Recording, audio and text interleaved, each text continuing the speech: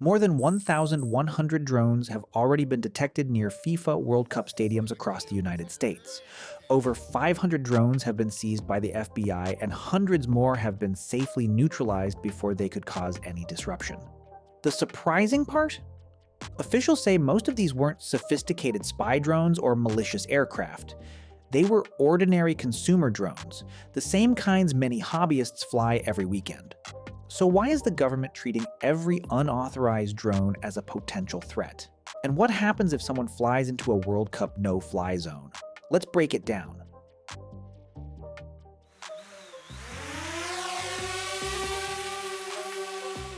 According to officials overseeing World Cup security, authorities have detected 1,139 unauthorized drone flights near stadiums and tournament-related locations since the competition began.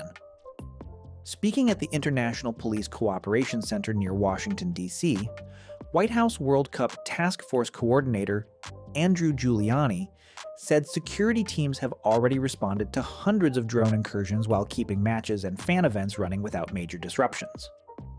Interestingly, officials revealed that more than 300 of those drones were dealt with without using force.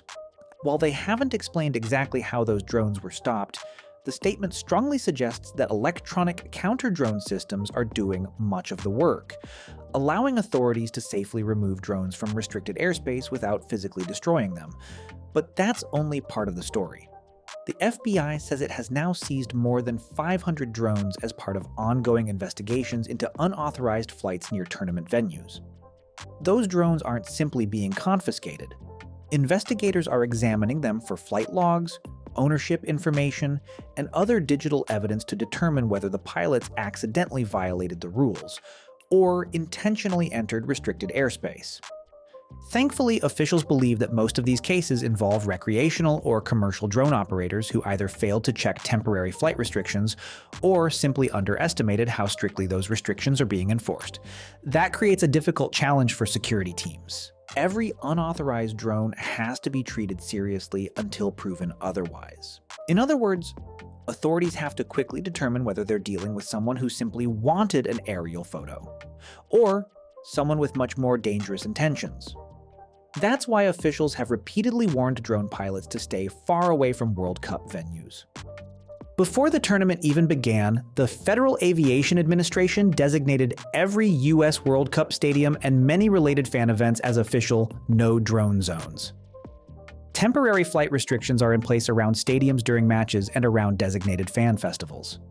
Anyone caught flying illegally in these areas could face drone confiscation, criminal charges, fines reaching $100,000, and even up to 1 year in prison. Despite those warnings, violations have continued.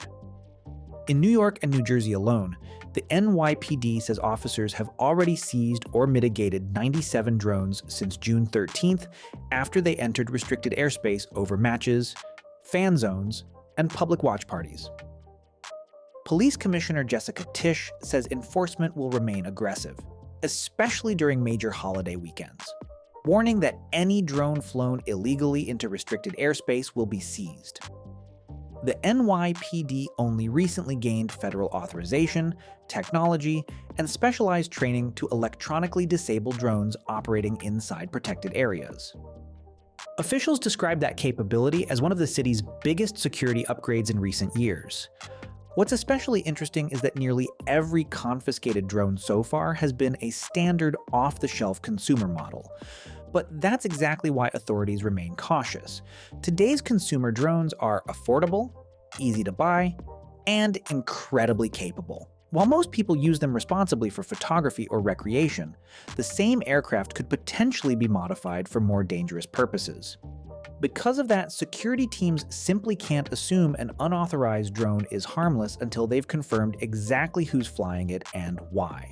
That concern has become even more significant after investigators recently disrupted an unrelated alleged plot involving drones capable of carrying explosives. Officials stress that case has no connection to the World Cup, but it highlights why every unauthorized drone immediately attracts attention from law enforcement.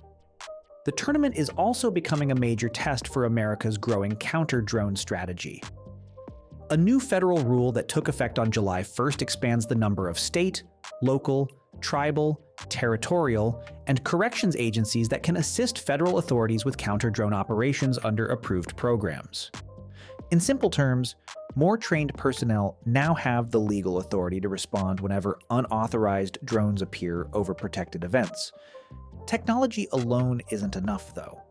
Police officers from all 11 U.S. host cities have completed specialized counter-drone training covering drone detection, identification, coordinated response procedures, and techniques for protecting spectators while minimizing disruptions.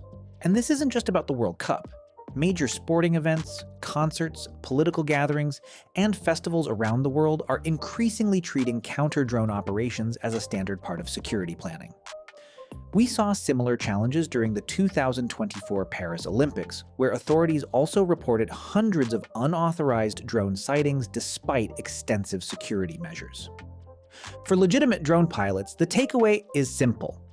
Whether you're flying recreationally or commercially, always check FAA temporary flight restrictions before every flight, especially near stadiums, airports, or large public events. Assuming the airspace is open could end up being a very expensive mistake. And with more than 1,100 drone detections already recorded during this year's World Cup, one thing is clear: authorities aren't taking any chances.